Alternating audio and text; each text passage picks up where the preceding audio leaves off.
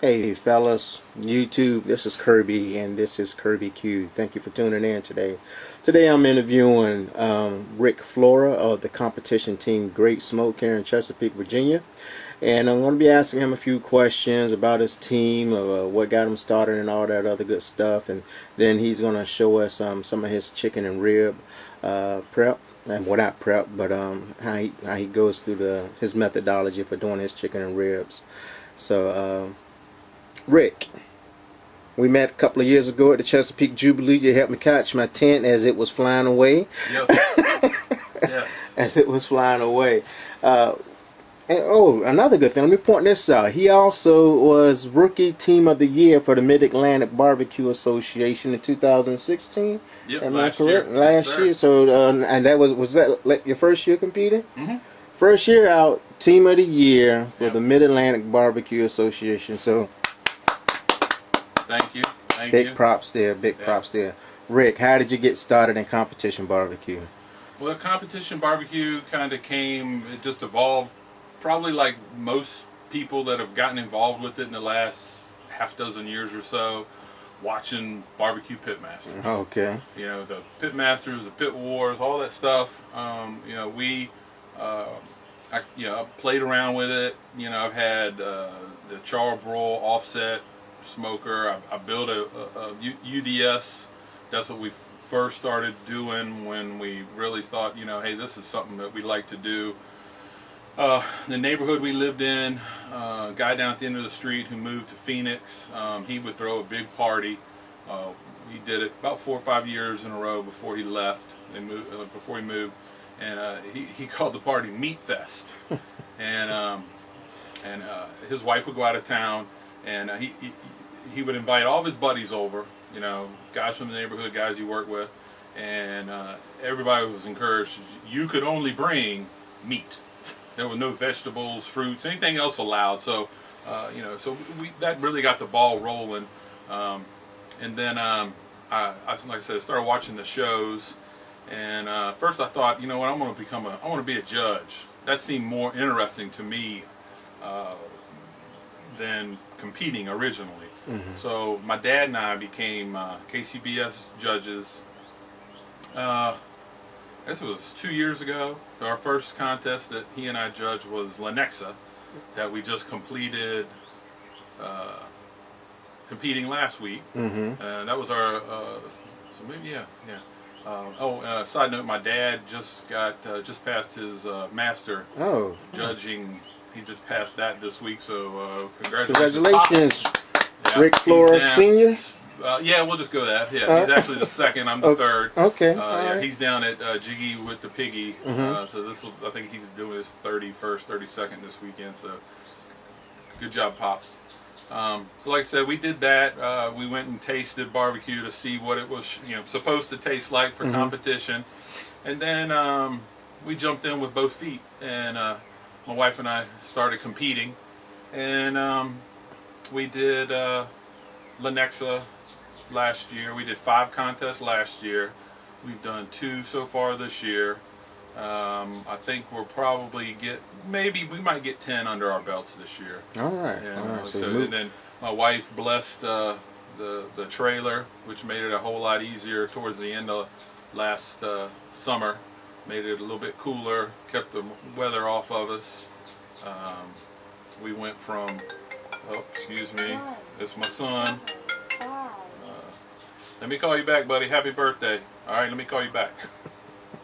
And so, that's kind of where we're at now. My wife helps me. My wife does 75% of the hard work, and I do 25% of the other stuff. She won't let me do a lot of the stuff. I just saw her walk by. She's not going to be on this video. But that's it, that's what got us going. Watching TV, jumping in and doing it, it's a whole lot of fun. It really is. I met a lot of great people. Met yourself, met Adam from Old Colony Smokehouse. We've gone to a bunch of classes and met people. It's just awesome. If you're sitting on the fence about wanting to do barbecue, jump in and do it. Everybody will help you. Everybody will tell you just about everything you need to know. Like today, I'm not going to tell you everything, but I don't know everything either. So it's a almost tell all class. almost tell most of. Tell most of Yeah. class. Yeah.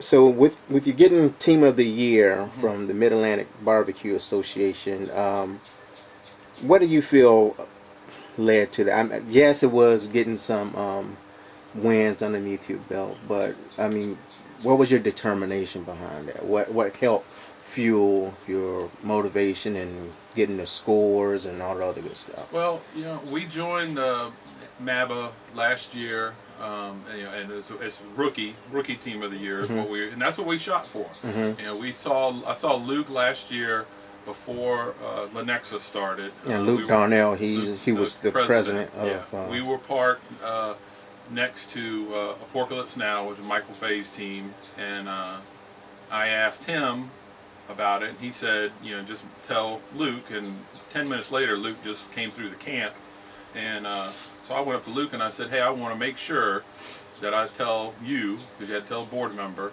wanted to throw our hat in the ring for the MABA Rookie Team of the Year. So that's what it was, as simple as that, honestly. And so we did that. We did Lenexa, and there were 48 teams in it last year in the pro, and overall we came in 16th. So I thought, great, we're off to a great start. I mean, when we left there last year, Catherine and I felt like we won the daggone thing. I mean, we were so happy to come in the top 25% in our first contest. It was ridiculous. So then, we just kept trying to, obviously win or hear our name called. And the next contest we went to was the Fredericksburg, and we did really well there. I think there were 70 Jamboree, Fredericksburg Jamboree. There were 70 plus teams there, and I think we came in the top 25 there last year. So still very good, I thought, for our team.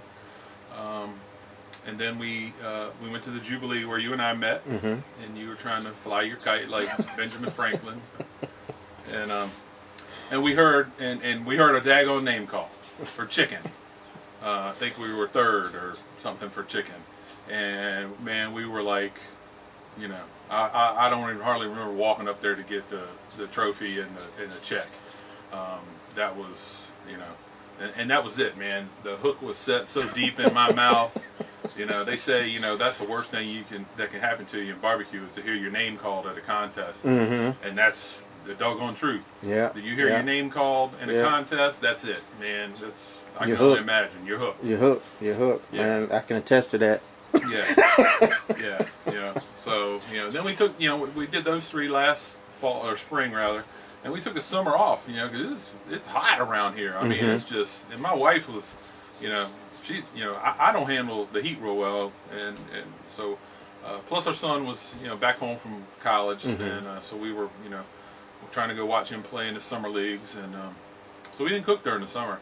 And then we got a harebrained idea, or I did, about getting a trailer, and she said okay, So we had this trailer built by Southern Dimensions Group in Georgia. Okay. And by the time we finalized the floor plan with them and sent them the deposit, it took them 7 weeks to get this trailer for us.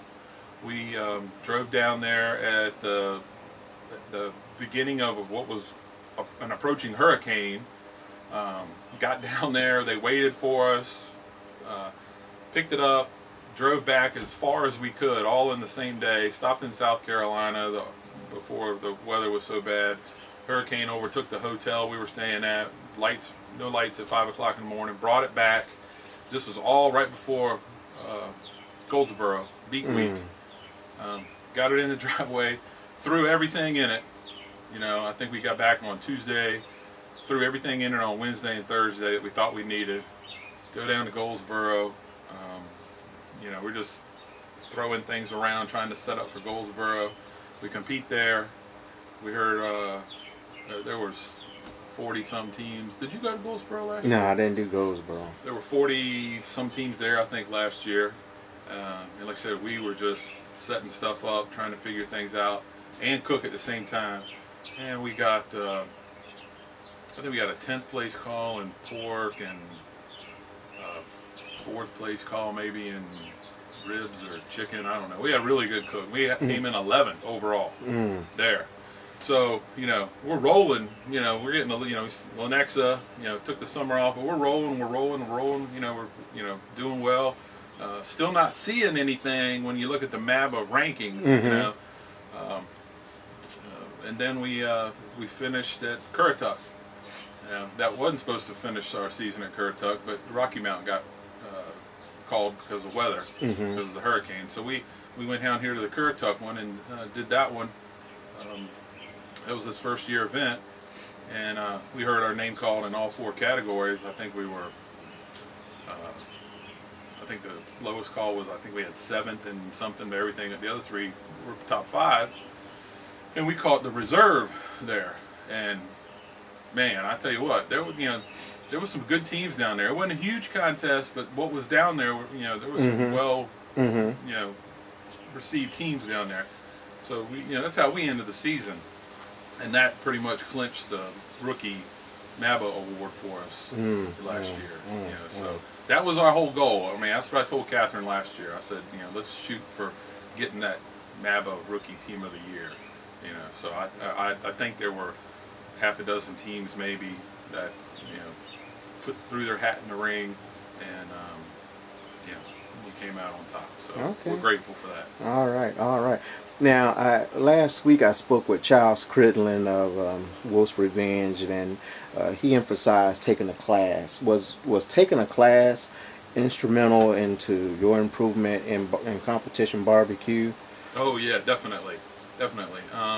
We've taken a Porcalypse Now's class, and his class was very good. He tells you everything. You leave there with a spiral bound notebook that he has with all of his recipes and theories and timelines, and it's very, you know, hands-on. You know, 2 days, you know, start the evening like you're going to prep everything, go overnight, and into the evening, get up next morning and run the whole thing through. Long class. You know, I don't want to say it's super expensive, but of the we've taken his class. We took a lot of Bull's class. Mike and Debbie Davis. We drove down to Atlanta, or not Atlanta. We drove to Georgia. I'm sorry, and took it down there, and that's where we learned the Southern Dimension trailers with Ron Bullock when we met him down there. We have taken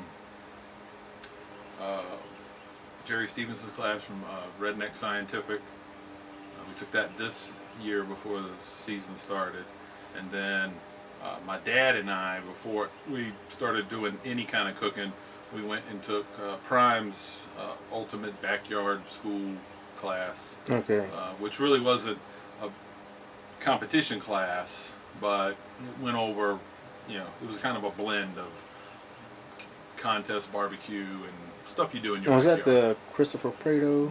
Okay. Yeah, Prime. So yeah, we've taken a lot of different classes, and we have taken a little bit from each class, and we've kind of, you know, used it here and there, and now we've kind of, you know, we've got our timeline, and we've taken what we like from, you know, each person's class to come up with what we've done, what we're using so far this year, and how we ended last year. Okay. You know, so you know, we may need to reevaluate what we're doing. You know, or maybe we're just, you know, we got a 3rd place in ribs at Urbana and a 7th place in pork at Lenexa, but you know, right now our chicken and our brisket are kind of, you know,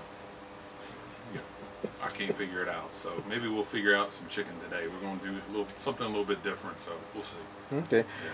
Now, you and I both recently joined the 270 Smoker family. Tell me about your experience with the 270 Smoker. How do you like it? I like it a whole lot. It's you know, it cooks. It's perfect to cook a competition on. You know, last year we cooked on a Superior Smoker SS1, which was basically a Stump's clone. And I think now they are they're the Assassin. I think that's who they've became or evolved from. Superior Smoker is now the Assassin, and it did a great job. That's what we won our reserve on. And I love it. It's I have it sitting in a garage. I really have no plans of getting rid of it. And it'll cook a daylights out of anything. But it's just too big and it's too heavy on the back of the trailer for me. But the 270 is about half the weight. Like I said, perfect for a competition. I haven't had to use any guru controls on it. Everything's been regulated with the little slide bar on the back of it. I do have a guru just monitoring the temperature today. Since it's just a little practice thing, I wanted to make sure my thermometer hadn't gotten off any, and maybe I just wanted to check things. Maybe that's why my chicken and my brisket hadn't been, So, but I checked them right before you got here, and they're pretty close to the temperature gauge on the front of it. So it's still holding true. It's great. I love it. Way to go, Terry. Way to go. Terry and Stephanie West, check them out. 270 Smokers. I have a link somewhere right about here for 270 Smokers. There it is. I see it. All right. Well, thanks for this brief interview, Rick. We're going to go ahead and move now to his cook and get ready for that. All right, guys, stay tuned.